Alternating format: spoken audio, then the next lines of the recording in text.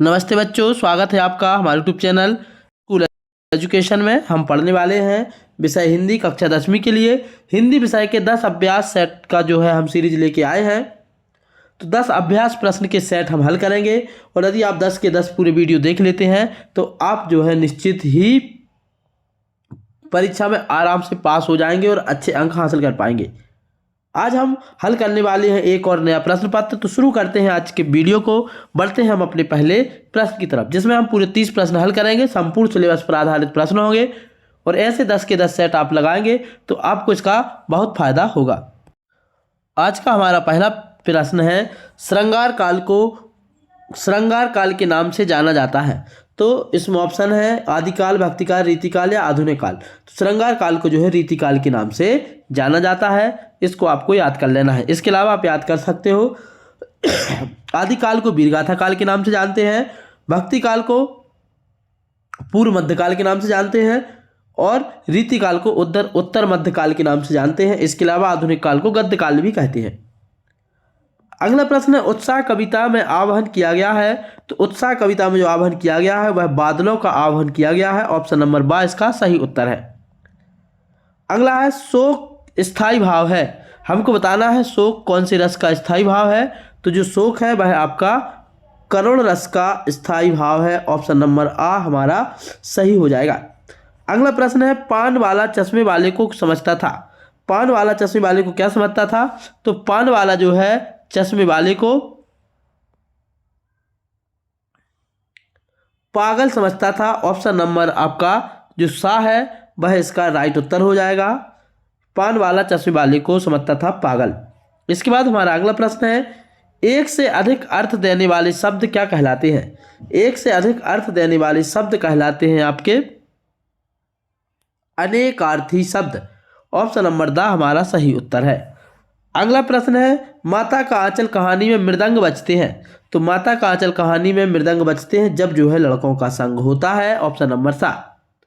कृतिका का जब आप पाठ पढ़ेंगे तो इन 2 लाइनों से आपकी कृतिका का पाठ शुरू होगा। जब हो लड़कों का संग तो बाजे मृदंग, जहां हो बुढ़ों का संग तो खर्चे का तंग। इस तरीके से तो इसका उत्तर है ऑप्शन नंबर सा। आप सभी से रिक्वेस्ट है, वीडियो पसंद आए तो इसको लाइक कर लें, साथ ही हमारे चैनल को सब्सक्राइब कर लें। हमारा अगला प्रश्न है, गोपियां श्री कृष्ण से अपना खालिस्तान वापस मांग रही हैं। तो इसमें आ जाएगा हमारा उत्तर मन।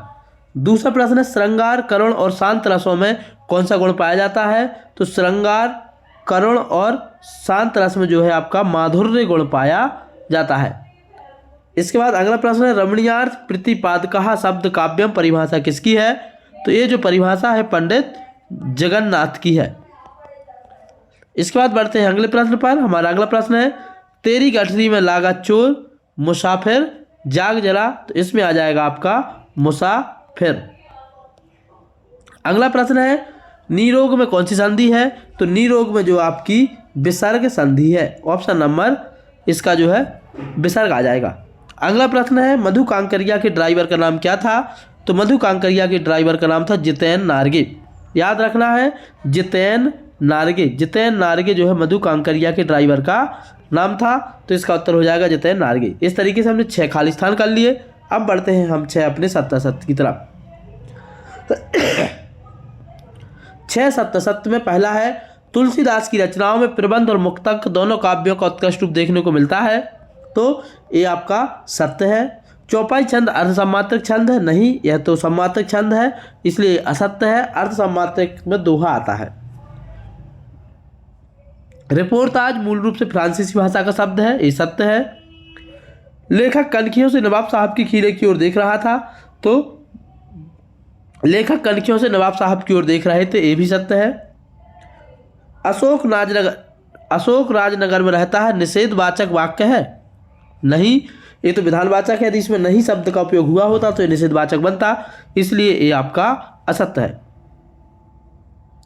अगला है, कवि अज्ञे ने हिरोशिमा कविता जापान में लिखी थी? नहीं, कवि अज्ञे ने हिरोशिमा कविता जापान से लौटकर भारत में ट्रेन के अंदर लिखी थी, इसलिए ये भी आपका असत्य है। तो दूसरा और तीसरा, पांचवा और पहला आपका सत्य है और दूसरा, पांचवा और छठवां आपका असत्य हो जाएगा।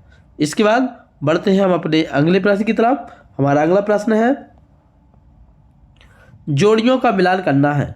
अनिमेष, तो अनिमेष का मतलब होता है बिना पलक झपकाए देखना, इसका आ जाएगा आपका 4। दूसरा है ललित ललित काले घुंघराले। ललित ललित काले घुंघराले, इसमें जो आ जाएगा आपका 2 शब्द एक बार आए हैं, पुनरुक्ति प्रकाश। अगला है संस्कृति की पाठशाला। संस्कृति की पाठशाला कहा गया है काशी को। इसके बाद अगला है शब्द शक्ति के भेद।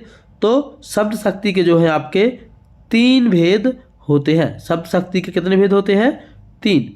शब्द शक्ति के आपके 3 भेद होते हैं। इसके बाद पूरब की ओर से चलने वाली हवा क्या कहलाती है? पूरब की ओर से चलने वाली हवा कहलाती है पूर्वाई। तो पूरब की ओर से चलने वाली हवा को बोलते हैं पूर्वाई। अब बचता है एक और हमारा, तो इसका उत्तर जो है आपका हो जाएगा अभ्यंतर। अभ्यंतर मतलब होता है भीतर की, भीतर। अभ्यंतर मतलब होता है भीतर की। तो इस तरीके से हमने जोड़ियां मिला ली।